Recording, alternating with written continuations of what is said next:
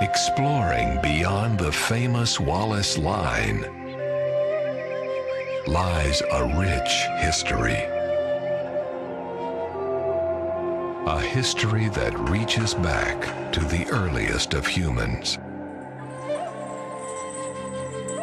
With many twists and turns.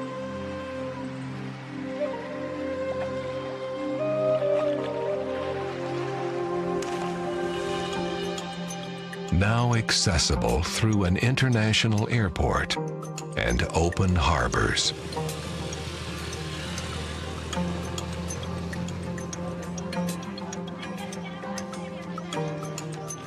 But it's the sea and the intriguing life around, on, and with the sea that speaks adventure. With hotels that blend in perfectly. International standards.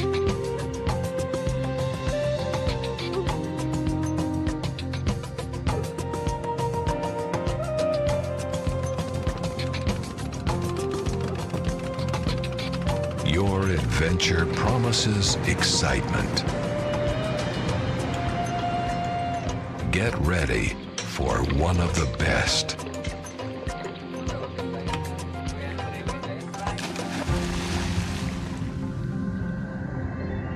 One of the underwater world's wonders.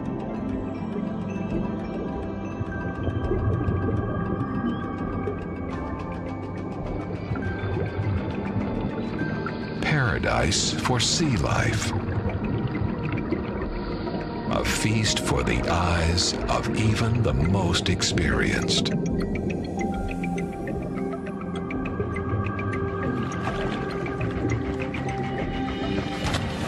A garden for the locals who are learning to hunt from an early age on.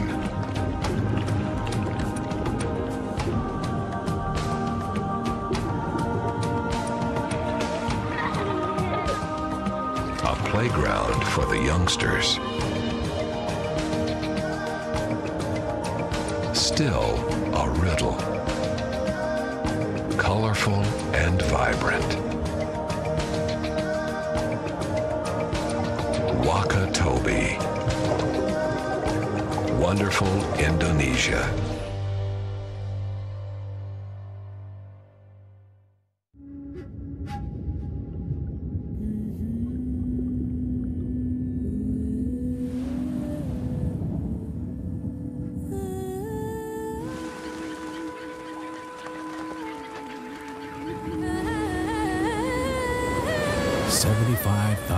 Years ago, the biggest eruption on this planet centered in this land that changed and reformed our Mother Earth. The evolution started until we are here, human.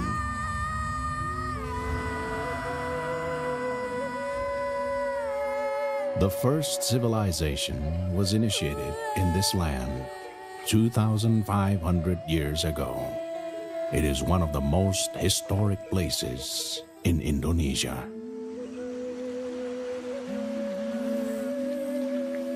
The land of old soul and the untold wisdom.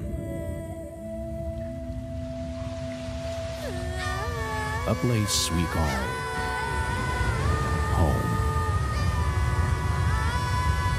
This enchanted land, these traditions have so many secrets for our life.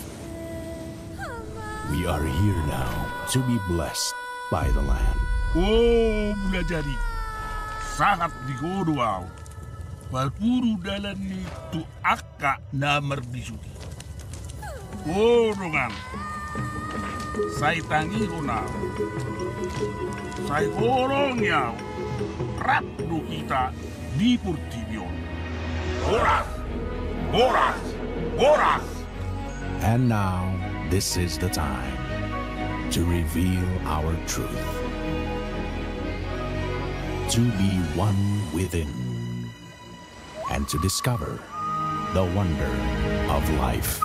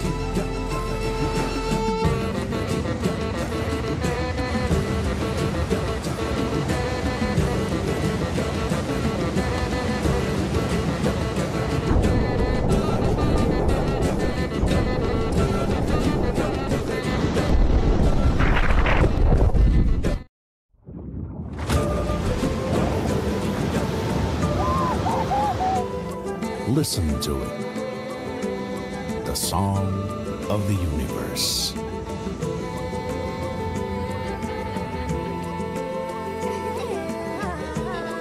The beat of our heart.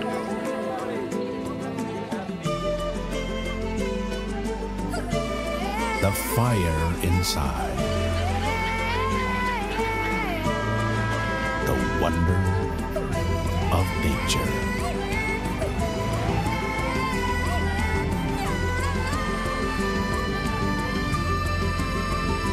This wonder and this heartbeat.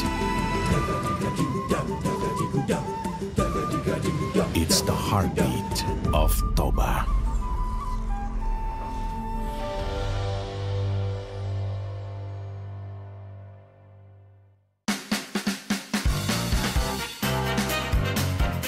Hi, I'm Devini Hermawan. I will tell you why you should taste gado-gado as one of the most iconic Indonesian cuisine. So, just like any other salad with dressing, the dressing itself takes the major part to make gado-gado really delicious. Here it is, rendang. We just put, this is the white pepper, shallots in, as well as the beef. This is our rendang. Now we can assemble them into a beautiful bowl of soto ayam Lamongan. A simple but special perkedel kentang. The flavor is really intense.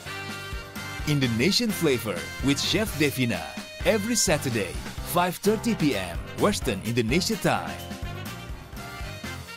That's all for today's edition. Indonesia has different culinary flavors and I will be back with another authentic menu. See you and goodbye. Banyuwangi, not only rich in art and cultural traditions, Banyuwangi also has a martial arts tradition. It's called Pencak Sumping, which is preserved from generation to generation. Why Sumping? It is said that in the past events like this, the only familiar snack was Sumping. So this Sumping is used as a treat for the guests who attend.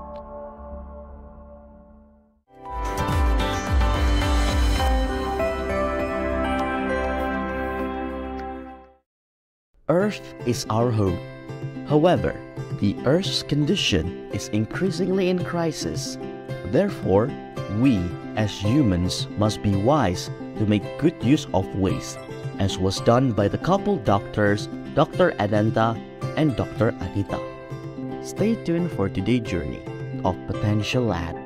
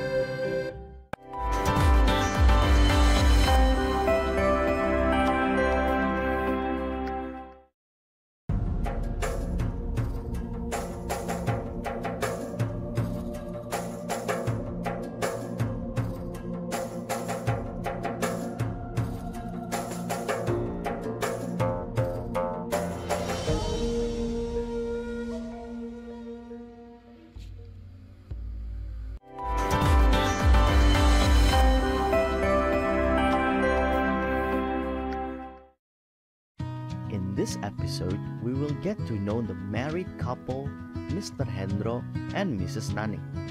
They are the owners of the Peduli Agro Dragon Fruit Picking Tour. There, we will understand how they manage dragon fruit to become an extraordinary investment.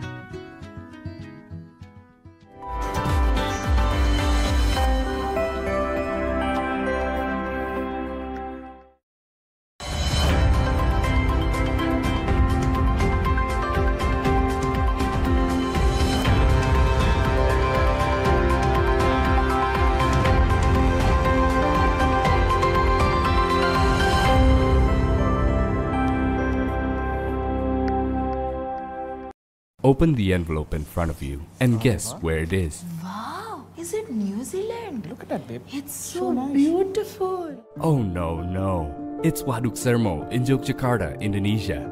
A massive, man-made dam with all the beauty nature could offer.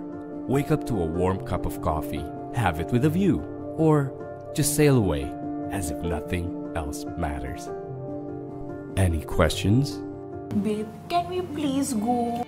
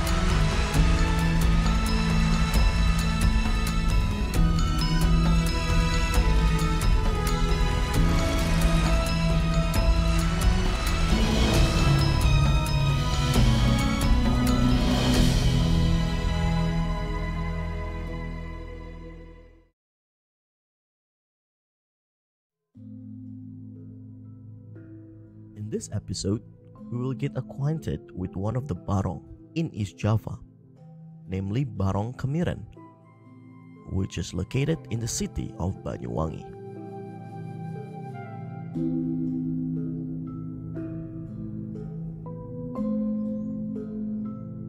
Jadi sejarah Barong Kemiren iki kawite iki kanggo arak-arakan selamatan desa ngalani Kemiren iki ya iku kan diarani terbumi lan selamatan desa tumbang sewa. Jadi ambil melakoni zaman terus perkembangan zaman akhirnya Barong iki muka ya jadi tontonan.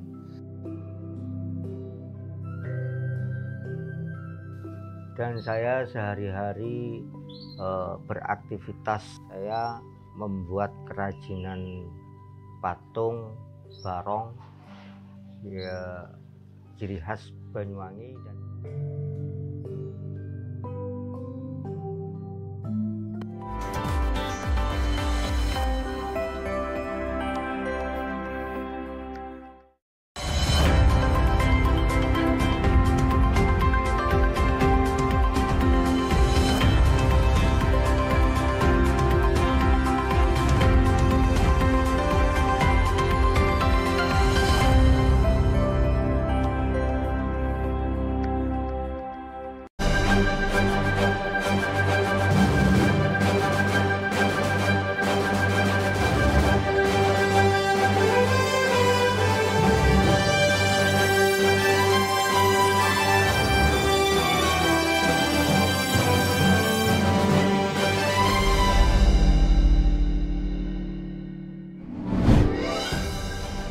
Strike hit near the entrance to a tent camp in Rafah, Gaza on Wednesday.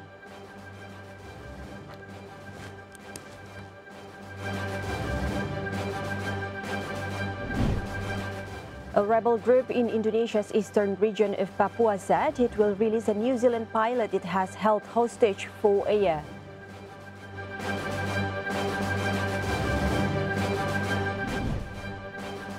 And in China, new and classic enchanting songs will bring warmth and happiness this Lunar New Year at Spring Festival Gala.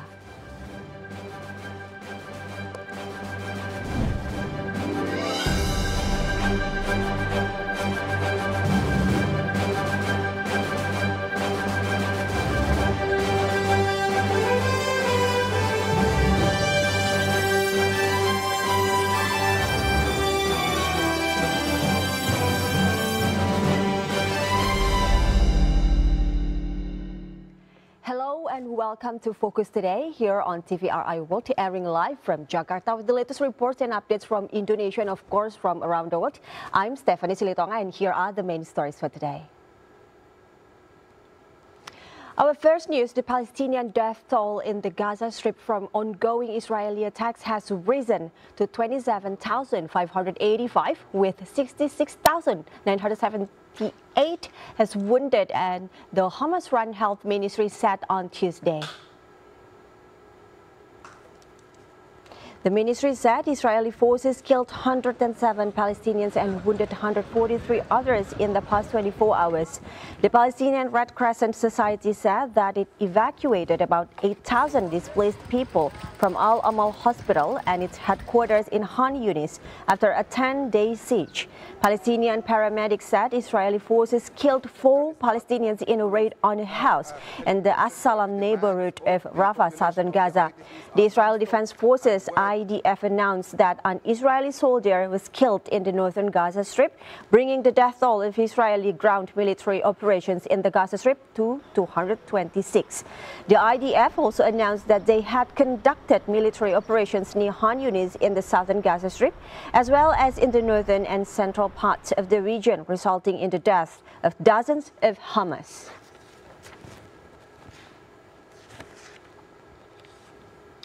A strike hit near the entrance to a tent camp in Rafah, Gaza on Wednesday. Meanwhile, the Israeli forces killed 3 Palestinians during a raid on a refugee camp in the occupied West Bank. A strike hit near the entrance to a tent camp in Rafah, Gaza on Wednesday, causing panic among displaced Palestinians living there.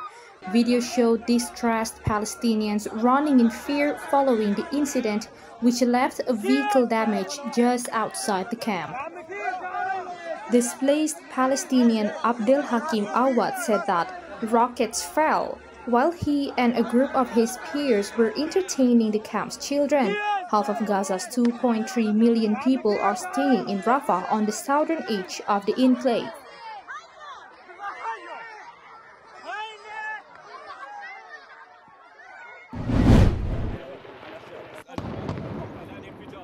The Palestinian Health Ministry said 2 men in their 30s were shot dead by Israeli forces in the Nur Shams refugee camp near the northern West Bank city of Tulkarm.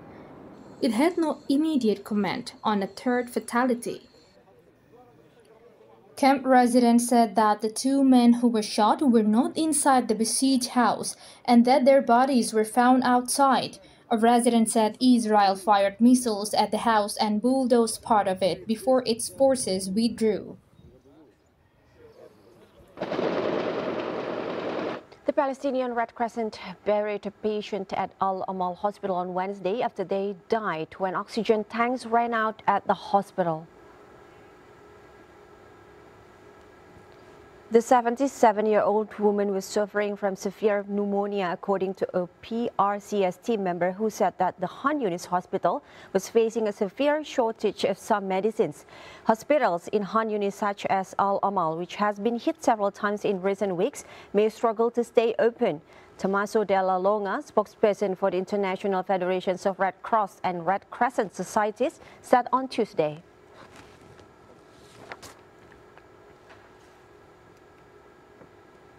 The prospect of the UNRWA being forced to shut down services by the end of February is deepening despair in refugee camps across the Middle East, where it has long provided a lifeline for millions of people.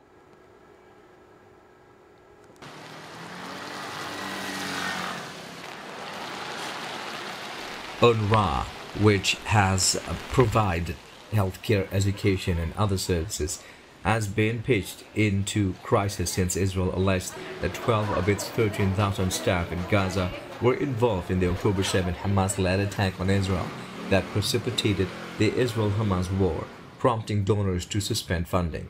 UNRWA hopes donors will review the suspension once a preliminary report into the assertions is published in the next several weeks. I used to benefit medically from UNRWA. I also benefited from the UNRWA in regards to my case because my husband was sick. I would get $50 for every member of the family.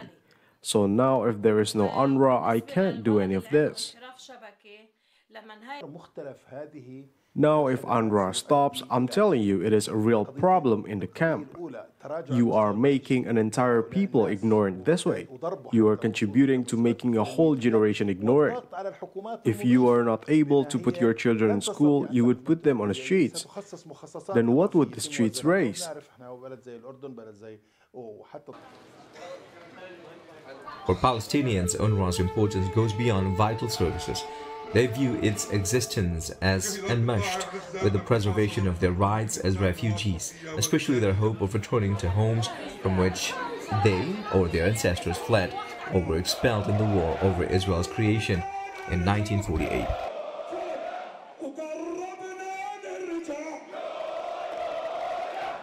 A group of Palestinians demonstrated in the city of Ramallah on Wednesday against the visit of U.S. Secretary of State Antony Blinken to the West Bank.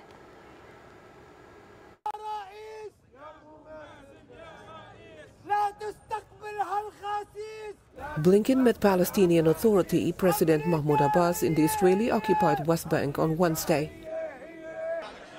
He also met with Israel Prime Minister Benjamin Netanyahu and President Isaac Herzog earlier to discuss a Gaza war truce proposed by Hamas.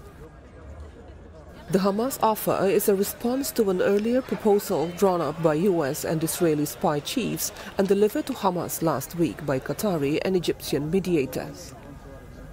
Israel's air and ground offensive in Gaza has killed at least 27,500 Palestinians, displaced most of the Strip's 2.3 million population, and plunged the blockaded coastal enclave into humanitarian catastrophe, prompting a South African charge of genocide denied by Israel at the International Court of Justice.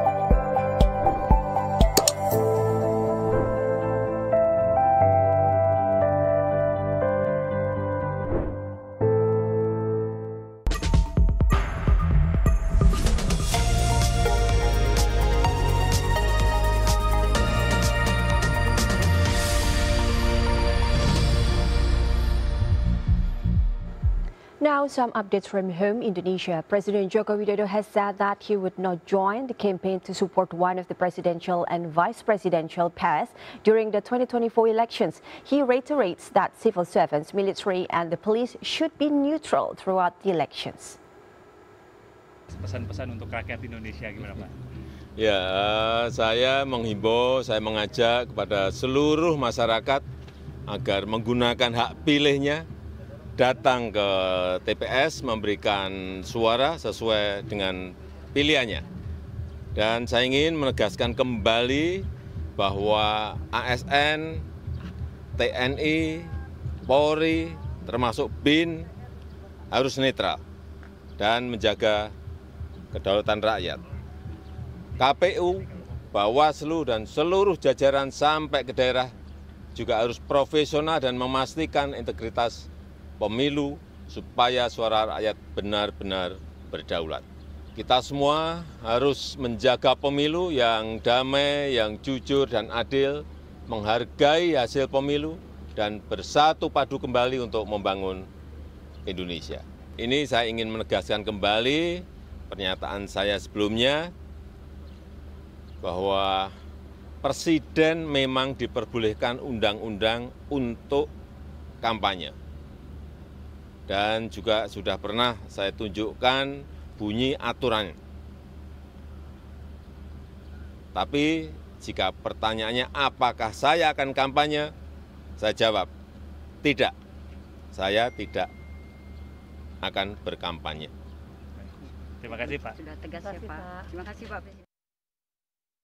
The Coordinating Minister for Human Development and Cultural Affairs, Muhajir Effendi, denied allegations that President Joko Widodo has used social assistance for electoral purposes in this 2024 presidential race. Effendi said the allegations were baseless. The Coordinating Minister for Human Development and Cultural Affairs, Muhajir Effendi, said that President Joko Widodo didn't exploit the social aid for electoral purposes. Muhajir said that social aid has been distributed since the start of the year and President Jokowi has personally handed down the aid to almost 18 million recipients. Minister Muhajir said that President Jokowi has designed the various assistance at the beginning of fiscal year for the people, including the social aid. Not only social aid, Muhajir said that President Jokowi had distributed smart card in person to Indonesian people. President Jokowi wanted to make sure that the smart cards are received by the eligible individuals.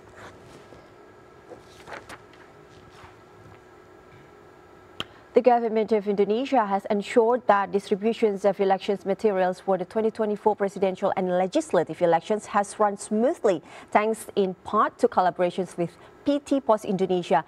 Meanwhile, state electricity company PT PLN has ensured that the national electricity system is secure ahead of the voting day.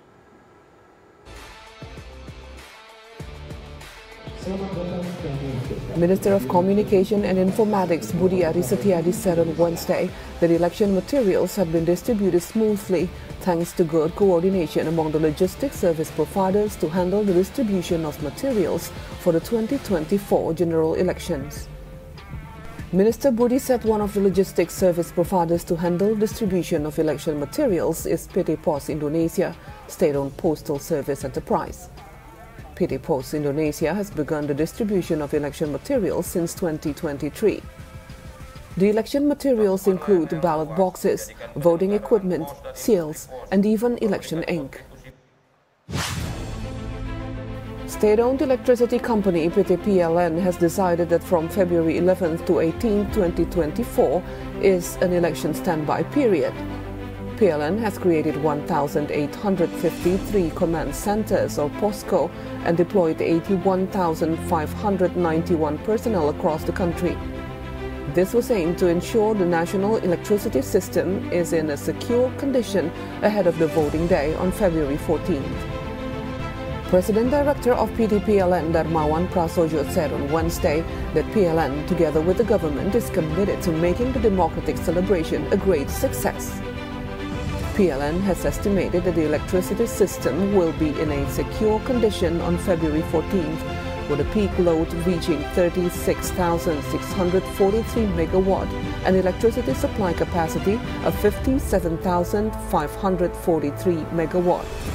In preparation to always stand by in moment of the 2024 elections, PLN has also identified the election strategic locations and their electricity supplies.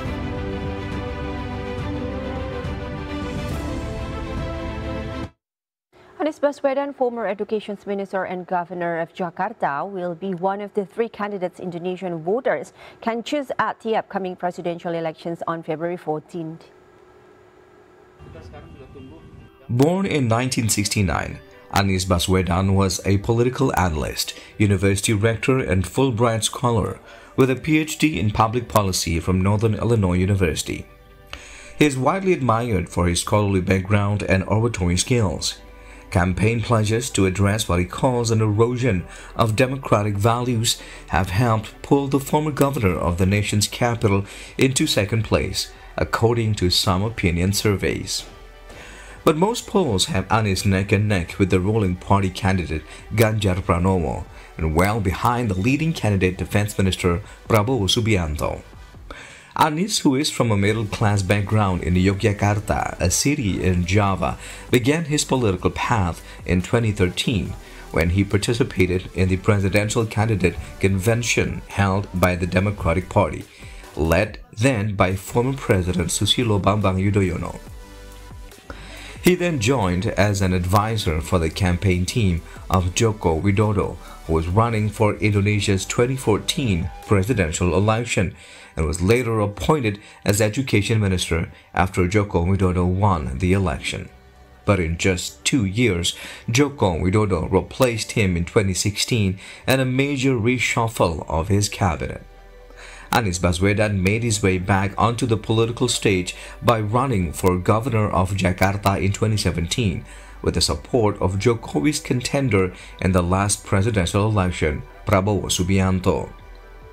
His rise in 2017 was controversial as he accepted the endorsement of hardline Islamist groups that had agitated his opponent, and then Jakarta Governor Basuki Cahayapurnama, an ethnic Chinese Christian who was later jailed for insulting Islam.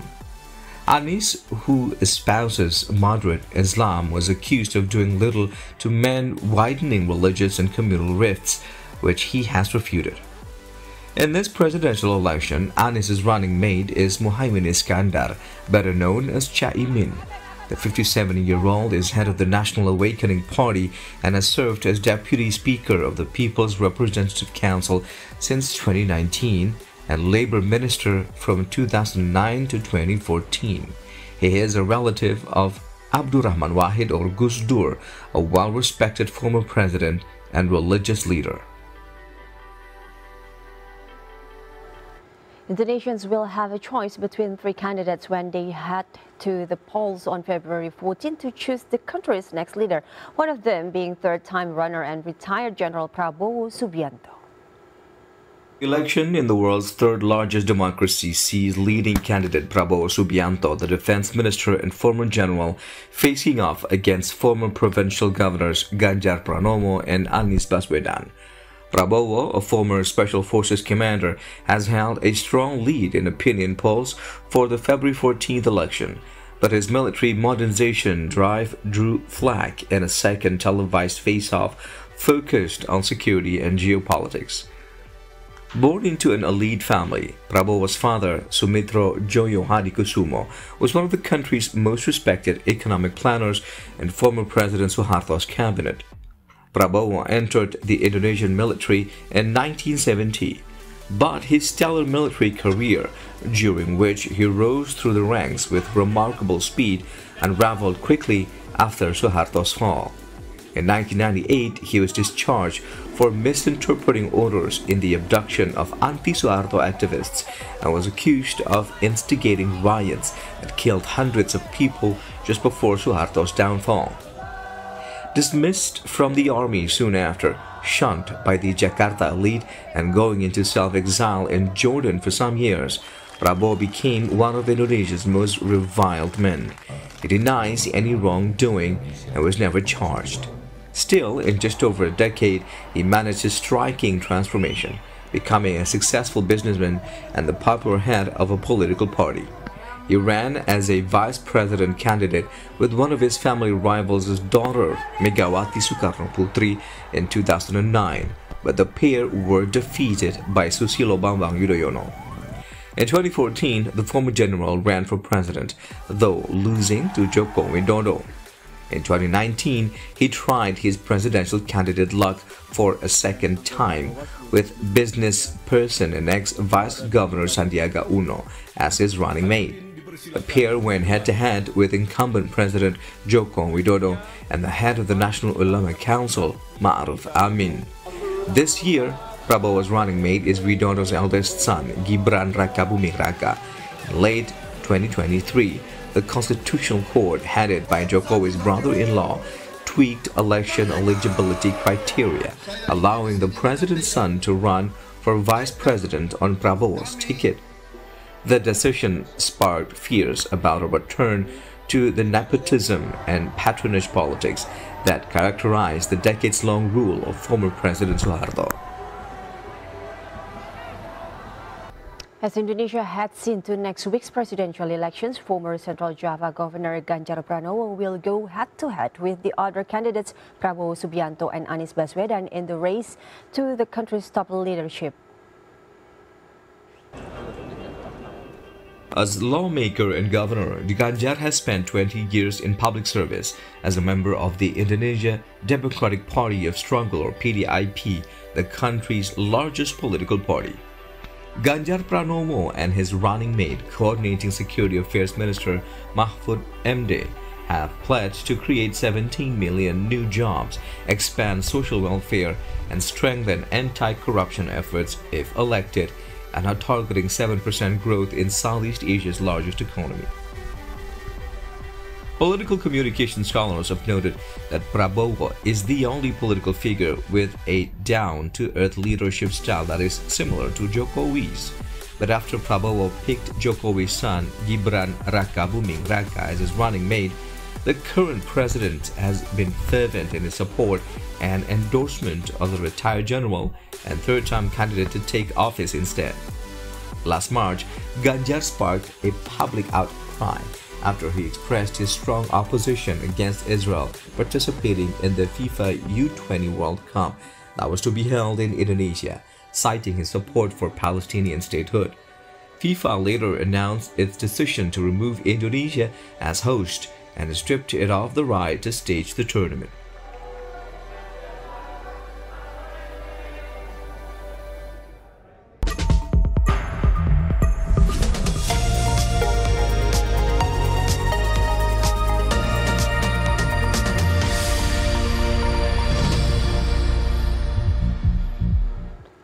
Now let's move on to our next topic, but still from home. During his working visit to North Sumatra on Wednesday, President Joko Widodo inaugurated 2 toll road sections and visited Dr. Haji Kumpulan Pane Regional General Hospital (RSUD) in Tebing Tinggi. President Joko Widodo inaugurated the Kuala Tanjung Tebing Tinggi Parapat toll road on the Tebing Tinggi Indrapura section and the Indrapura Kisaran toll road on the Indrapura 50 section at 50 toll gate, Batubara Regency, North Sumatra. The President Jokowi explained the 20.4 km Tebing Tinggi Indrapura toll road was built with a total cost 3.06 trillion rupiah, or equivalent to $195.4 million. The construction cost of the Indrapura 50 toll road section, which has a length of 15.6 kilometers, reached about 1.67 trillion rupiah. The 2 toll road sections will increase the regional connectivity to the tourism area in Lake Toba and investors' interest in the region.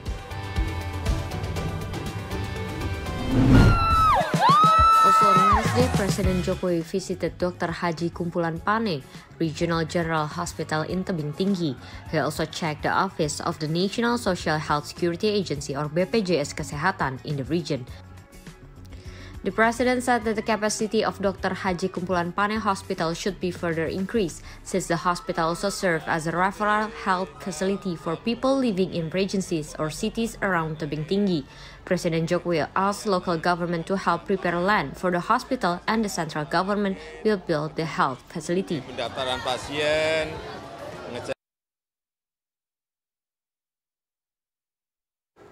The United Nations Secretary General has acknowledged that Indonesia could become the center of development of artificial intelligence technology development in Southeast Asia.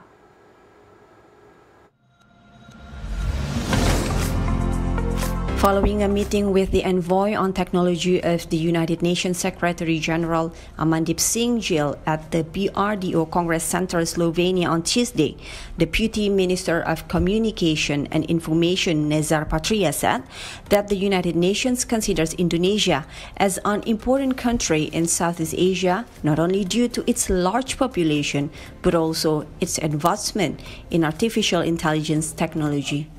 Nezar said the world recognized Indonesia in the technology sector due to its consistency in voicing digital divide in Southeast Asia and global.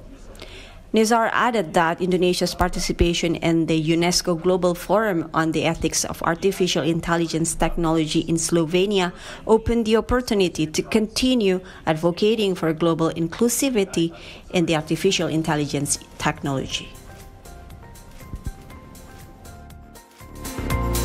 A rebel group in Indonesia's eastern region of Papua said it will release a New Zealand pilot it has held hostage for a year after he was kidnapped exactly a year ago when he landed a small commercial plane in a mountainous area.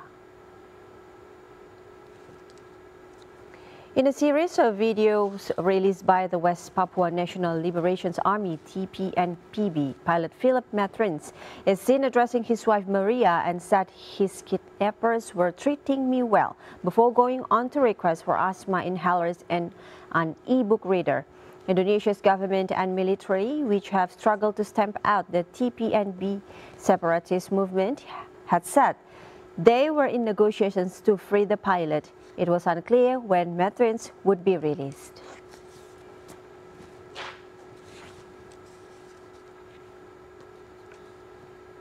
Foreign Affairs Minister Retno Marsudi has told her counterpart in New Zealand, Winston Peters, that Indonesia is trying to free New Zealander pilot Philip Mark Martins, taken hostage by rebels in West Papua a year ago. The government tries to talk with the rebels through persuasive approach.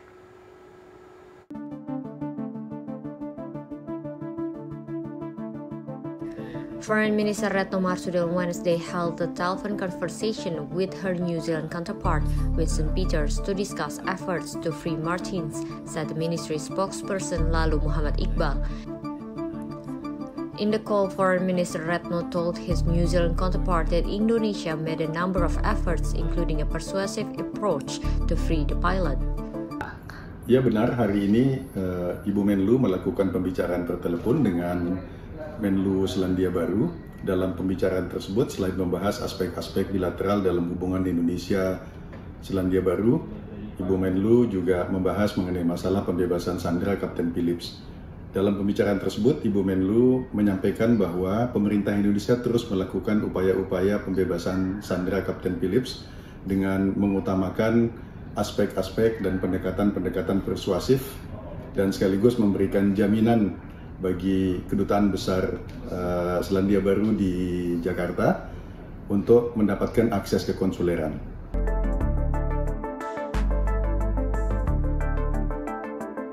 Philip Mark Martins was taken into hostage by the West Papua Liberation Army in West Papua since February 7 last year as a bargaining chip for their independence movement. The rebels captured him after landing at the Paro Airport, Duga Regency in the Highland Papua province. Martins is a pilot of Susi Air, a pioneer airline company owned by businesswoman and former Indonesian minister Susi Pujastuti. Indonesia remains the favorite destination for Australian students of the new Colombo Plan, a program to send hundreds of young Australians to Indonesia for a study or internship program. Indonesia's position remains unchanged. In the last 10 years, the program has been running. Indonesia continues to be one of the most popular destinations for new Colombo Plan students, with over 12,000 having studied and undertaken work experience across the archipelago. Well, the program is a 6-week program and it consists of 2 weeks of intensive language and also seminars. So for me personally, I did seminars also on Indonesian legal society. And then it's also a 4-week placement at an Indonesian organization. So for me, since I'm studying law, it was a law firm. The new Colombo Plan is a signature initiative of the Australian government. Since its inception in 2014, the program has awarded over 70,000 scholarships and mobility grants to Australian undergraduate students. And for me, it was the Government of Western Australia. So it was a government trade office based here in Jakarta. And tasks range from assisting Indonesian businesses to invest in WA, so with reports, with meetings, and vice versa. So I think the internship really contributed a lot to my personal development, and not just that, but hopefully the furthering of WA and Indonesia relations. Thousands of Australian New Colombo Plan alumni with Indonesian experience and language skill have now joined the network of close people-to-people links that underpin Australia-Indonesia relationships. In addition to building personal connections, the New Colombo Plan also supports relationships between Australian and Indonesian universities, institutions, and businesses who benefit from the program. This year marks the 10th anniversary of the New Colombo Plan, a scholarship program from the Australian government that sends Australian students to study or do internship in Indonesia. The New Colombo Plan supports Australian undergraduates to study and undertake internships in the Indo-Pacific region to build their knowledge and cross-cultural awareness of different countries across the region. Indonesia continues to be one of the most popular destinations for New Colombo Plan students, with over 12,000 having studied and undertaken work experience across the archipelago. We've invested heavily in people-to-people exchanges since Indonesia's independence. We were the first country to have a scholarship program, and that celebrated 70 years last year. And then now, this is our newest one.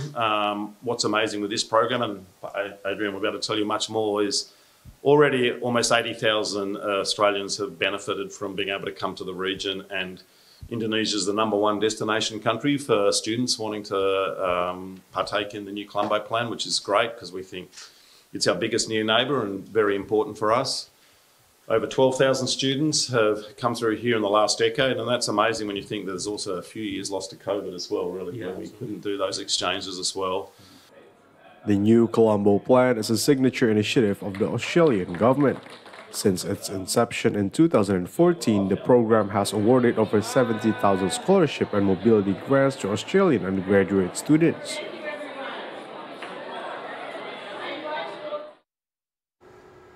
Around 22 million first-time voters aged 18 to 23 are preparing for Pakistan's 2024 general elections, constituting the largest age group among 127 million registered voters. Two explosions near the electoral candidates' offices in Pakistan's Balochistan province resulted in 26 deaths and numerous injuries on the eve of the general elections.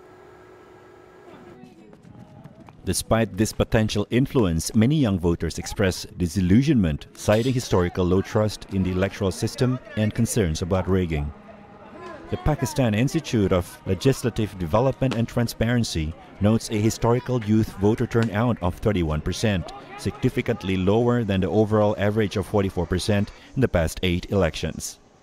However, political experts believe the growing number of young voters has the potential to be a game changer, emphasizing the need for a fair and transparent electoral process.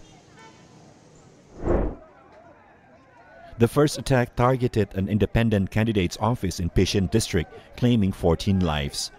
The second explosion occurred near the office of Jamaat Ulama Islam, or JUI, a religious party, in Qila Saifullah, resulting in 12 fatalities and 25 injuries. These incidents raised security concerns amid escalating militant attacks and the imprisonment of former Prime Minister Imran Khan. Pakistan heads to the polls amidst a challenging backdrop, including economic crisis and security threats. As there is vote in a snap presidential election that incumbent Ilham Aliyev is expected to win. Aliyev, riding high on a wave of support for his recapture of the breakaway territory of Nagorno-Karabakh, called an early presidential elections for February 7th. Aliyev, 61, was last re-elected in 2018 for a 7-year term, with a declared 86% of the vote in a poll boycotted by major opposition parties. With political dissent largely suppressed, Aliyev is almost certain to win a new term as head of the oil-rich state on the Caspian Sea, courted by Russia, Turkey and the West.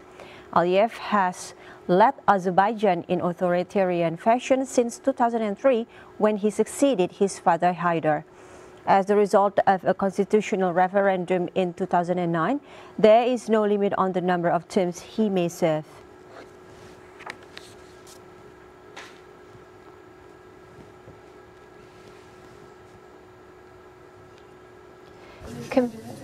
Minister Hun Manet thanked his Thai counterpart for not allowing Thailand to be used as a base for interference in his country's affairs in apparent response to Thailand's arrest last week of 3 Cambodian activists.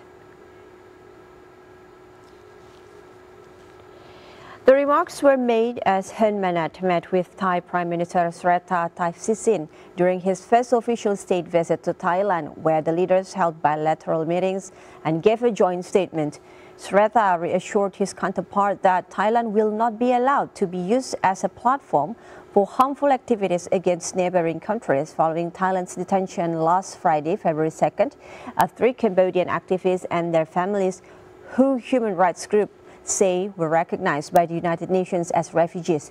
International pressure has been building on Hun Manet, who took office last year, to end a years-long crackdown initiated by his father and predecessor, Hun Sen, which virtually wiped out domestic opposition to the ruling Cambodian People's Party.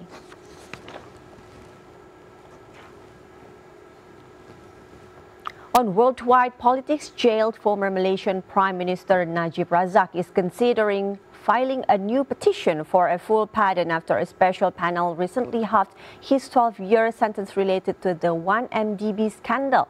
Meanwhile, Polish opposition politicians Mariusz Kaminski and Maciej Wasik both are facing criminal convictions attempted to force their way into parliament, igniting a clash with security. Despite the reduction, Najib Razak's lawyer Shafi Abdullah cites concerns about a fair trial, prompting the consideration of a new request. The decision to lessen Najib's sentence has caused controversy in Malaysia, with critics, including Prime Minister Anwar Ibrahim, expressing worry about potential implications for anti-corruption efforts. Najib was found guilty in 2020 of criminal breach of trust and abuse of power linked to misappropriated funds from State Fund 1MDB.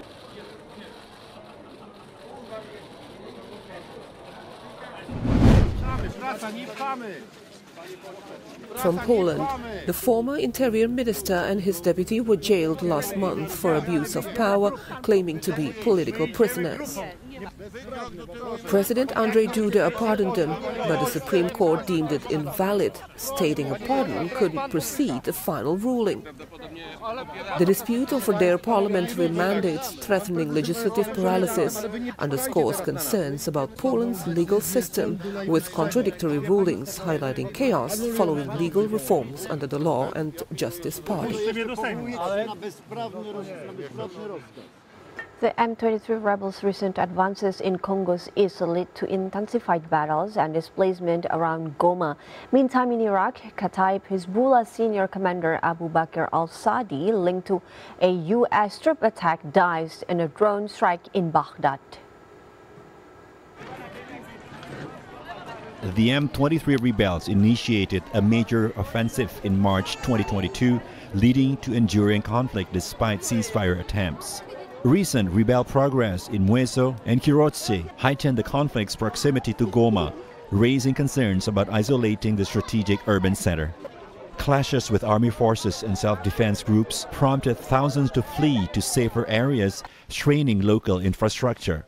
The government assures measures to prevent Goma from falling into M23 hands.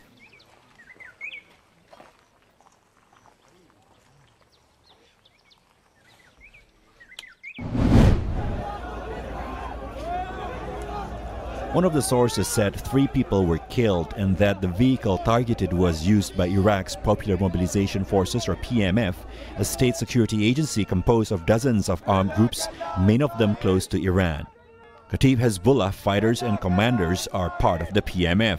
3 U.S. troops were killed in January in a drone attack near Jordan-Syria border that the Pentagon said bore the footprints of Kataib Hezbollah. The group then announced it was suspending military operations against U.S. troops in the region. Chile's former President Sebastián Piñera lay in state in Santiago, where friends, families and the public paid their final respects. Piñera died after the helicopter he was piloting crashed into a lake in southern Chile on Tuesday. His remains arrived in the capital and were received by family members, President Gabriel Boric, and several ministers. Thousands of people waved flags and pictures of Piñera as the motorcade passed through the city on its way to a former Congress building where it is lying in state. A divisive figure, the billionaire conservative was president in 2010 to 2014 and 2018 to 2022 during times of strong economic growth.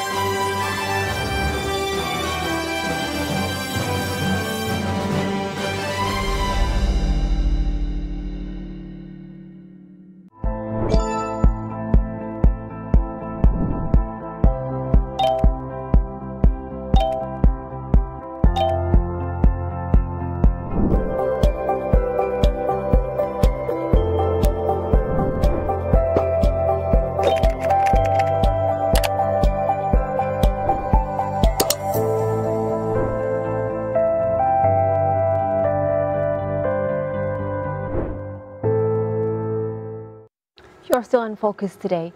Moscow was hit by a heavy blizzard with the thickness of the snow blanket expected to break quarter-of-century record the next day, according to forecast. The traffic situation remains complicated due to limited visibility. The municipal authorities recommend motorists to change from private vehicles to public transport and promise do their best to clean the streets. The snowfall has been caused by the cyclone Olga, which will affect many regions of Russia in both European and Asian parts of the country, meteorologists say. Road traffic is slowed down by the blizzard, with cars driving cautiously and lights dimmed due to the heavy snowfall. People are seen waiting at bus stops, getting into buses and crossing snow-covered streets. The winter weather has transformed the cityscape, creating a picturesque scene with snow-covered trees and decorations. Delivery workers on electric bikes are also seen navigating through the snowy streets.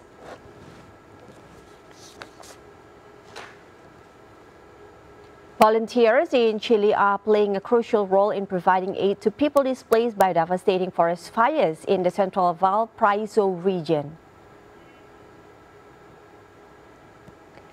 Over 40,000 individuals have been affected, prompting nearly 13 institutions to mobilize resources for relief efforts and post-disaster reconstruction. Temporary shelters have been set up, serving as focal points for volunteer support and rescue teams offering vital assistance. Local residents are donating clothing, essential supplies, and food to address immediate needs, while volunteering their time and skills for reconstruction. The death toll from the fires has reached 131, with widespread damage to homes in the Valparaiso region.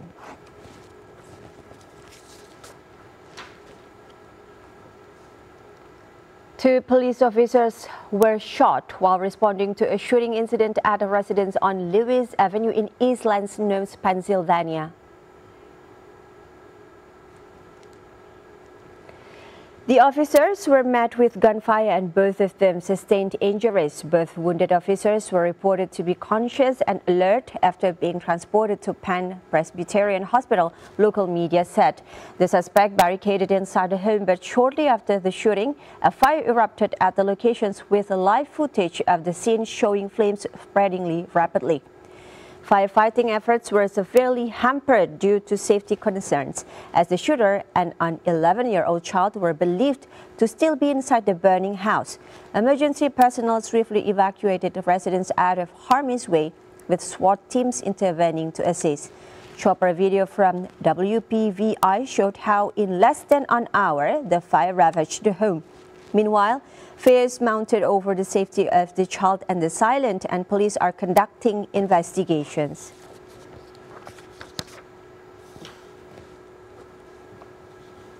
Residents of a Rio de Janeiro favela are on alert for a spike in dengue cases in the Brazilian city just days ahead of carnival celebrations. Local officials scored the Ladera slump for potential mosquito breeding grounds. Samples of larvae from stagnant water was taken and residents were alerted on precautions to take against infection. Spread by mosquitoes, dengue outbreaks typically occur 3 to 5 years after a previous epidemic. The December-February southern summer months bring ideal hot and humid conditions for mosquitoes to breed, spreading the potentially deadly disease that can cause high fever, muscle pain, and internal bleeding. According to the Ministry of Health, there have been 364,800 dengue cases with 265 deaths under investigation. That is almost 4 times more than what was seen in the first 5 weeks of 2023. The dengue outbreak comes days before the carnival weekend, which prompted authorities to warn travelers to stay in dengue-free areas of the city.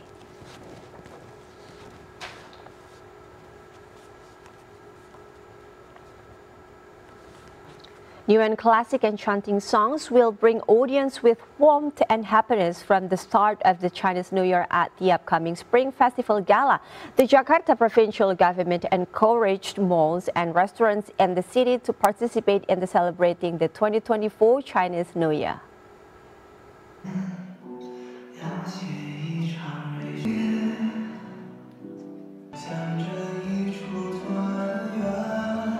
Songs to bring warmth, happiness to audience at upcoming Spring Festival Gala. The program, produced by China Media Group, will be aired on Friday, the eve of the Spring Festival. Renowned Chinese singer Mao Bu-yi is set to grace the stage alongside the talented children's Tianye Choir from Suyu Hope Primary School in Huitong County, Central China's Hunan Province. Mao said the joint performance will bring to life the joyous spirit of the Chinese New Year through a captivating performance. Chinese actor Huang Bo will also participate in the gala with a special hosted by people across the country. Acting Governor of Jakarta Heru Budi Hartono said on Jakarta that the Jakarta Provincial Government through Tourism and Creative Economy Department and Cultural Affairs Department have prepared a series of events and celebrations for the 2024 Chinese New Year. He also called on public spaces in Jakarta, such as malls and restaurants, to participate in making the celebration more lively. Heru said that malls and restaurants can participate in celebrating the Chinese New Year by providing and offering attractive discounts, cultural art performances, and shopping convenience. Ahead of the Chinese New Year celebration scheduled on Saturday, a number of places in Jakarta are beginning to put on some decorations, including Bahtera Bhakti Temple on Pasir Putih Street in Ancol, Pademangan, North Jakarta. The Jakarta provincial government is making a giant dragon decoration to liven up the celebration of Chinese New Year this year. Happening from 2 to 10 February, Clermont International Short Film Festival 2024 in Clermont-Ferrand, France. This year, they focus on women in films. They have various programs, including VR screening with various age groups of audience, with 2 main venues for the festival and the other one for the film market. And Aisha Fabian will take us a live tour from Maison de la Culture, one of the main venues for Clermont International Short Film Festival. Aisha, how are you? Stephanie. So good to see you. So Aisha, Clermont International Film Festival is an annual short film festival, as we understand. What makes it stand out from other short film festivals? So yeah, I am now in front of Maison de la Culture. It is the main venue for Clermont International Short Film Festival that is happening from 2 to 10 February. And this year is the 46th edition.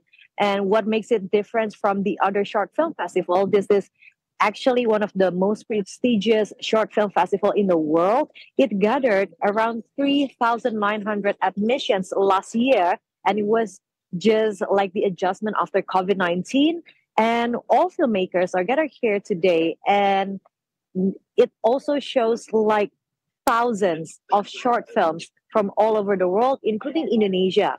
And this year, it is focused on women empowerment, and then there are 4 European women directors who are being spotlighted and also highlighted in the program.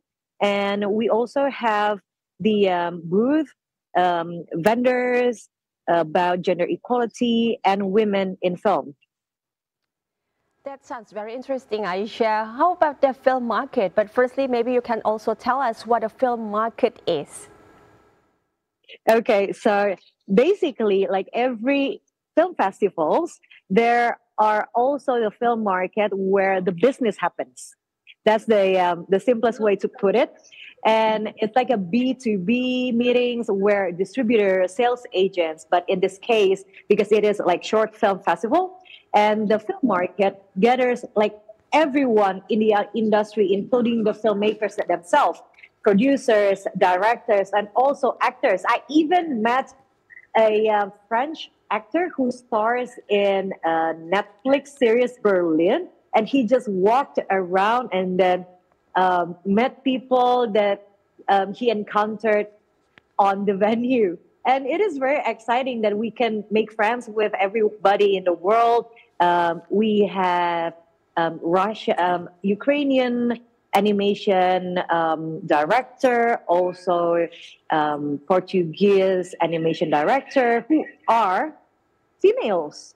There are lots of female filmmakers here. And at the film market, you can also access all the video libraries from the movies that are being screened here at the Claremont International Short Film Festival for free. And it's called the Videothek or Video Library. You can access that anytime you want until like 7 p.m. when it closes.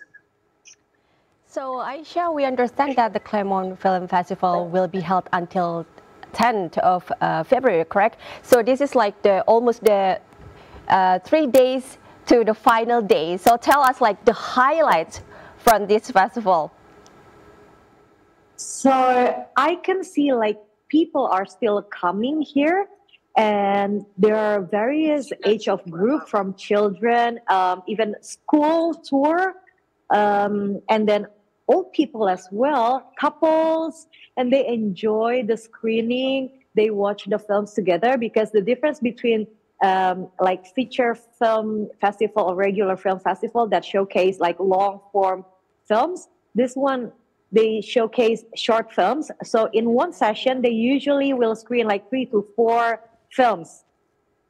And then we can see like the long queue from the morning, and the screening is happening every day until 8 to 10 p.m. at night with 5 different venues. And this one, Maison de la Culture, is one of the biggest theater. And next to it is La Comédie. It also has a big auditorium around like 600 attendees that can fit in. And also the Indonesian films being screened at the other venue, around like 300 attendees. And then we had a great response from the audiences.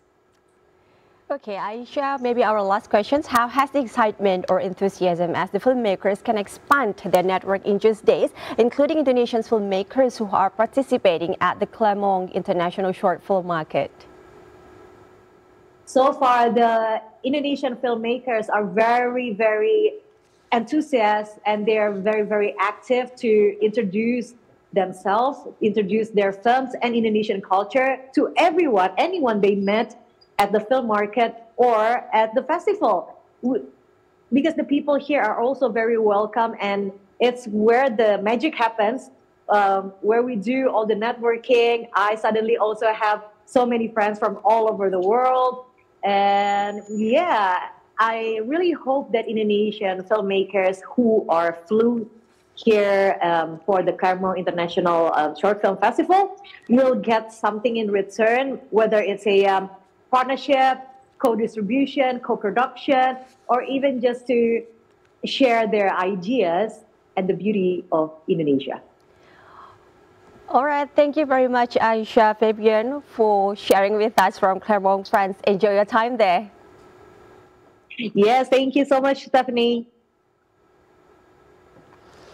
Our next topic, the monarch butterfly populations in Mexico dropped by nearly 60%. A sea lion recovering from a neck injury caused by a fishing net returned to the oceans in Argentina. And the 20th Puppy Bowl anniversary airs on Sunday, February 11th. Here is the compilations of the stories.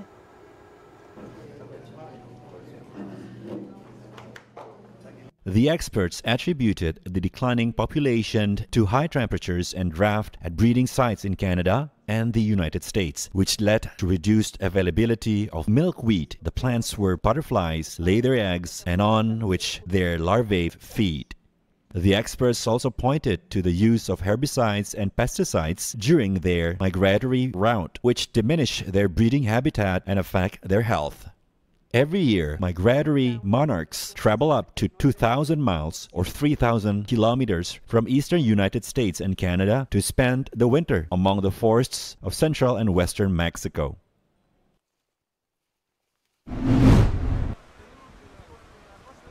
Rescuers from the Mundo Marino Foundation found the animal lying on the sand at the San Clemente beach in Buenos Aires province on January 2nd.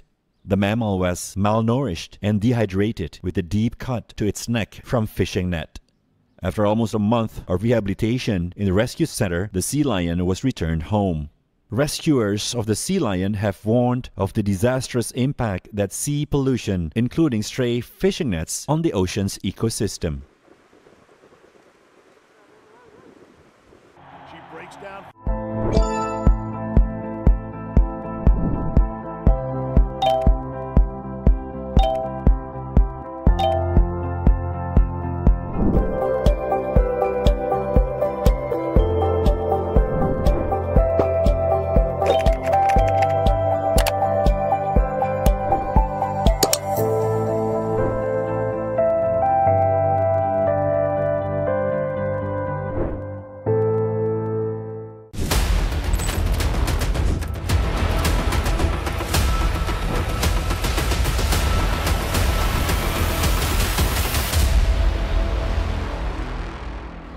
FIFA announced the 2026 World Cup finally set to captivate football enthusiasts at New Jersey's MetLife Stadium. With the entire schedule unveiled, anticipation is high for this global soccer showcase. New Jersey Governor Phil Murphy expressed confidence in the region's capacity to host a spectacular event, envisioning it as 8 Super Bowls in 6 weeks. Residents like Patrick Scanlon are already making plans with intentions to bring his nearly 100-year-old father to witness the action. Tamazi Danelia of Sophie Meadowlands said the tournament's located near the iconic stadium, which resonates with New Jersey's multicultural community, making it an ideal setting. France's oldest living Olympic medalist Charles Cousteau, who won a gold medal in track cycling at the 1948 Summer Games in London, is set to carry the Paris 2024 Olympic torch. Charles turned 100 on February 8. He recalls the unique podium experience without hearing La Marseillaise. His gold medal, achieved during the post-war games, holds a special place in his apartment. Despite the challenges of using a walker, Charles eagerly anticipates the honor of carrying the torch, marking another remarkable chapter in his Olympic legacy and fulfilling a dream he had since childhood.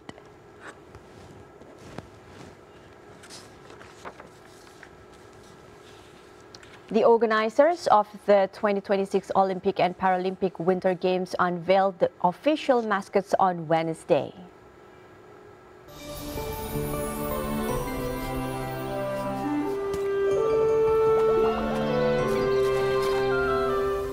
The Stout siblings, named Tina and Milo, were revealed at the Sanremo Festival with less than 2 years until the Milano Cortina Games began. Tina, a light-coated stoat, is the official mascot for the Winter Olympics, while her brown-coated brother, Milo, is the mascot for the Winter Paralympics. The names are the diminutives of the 2 host cities, Tina for Cortina and Milo for Milano. The two stoats will be joined by 6 snowdrops called the floor. The Olympics in Italy are scheduled to run from February 6 to 22 before the Paralympics take place from March 6th to 15th.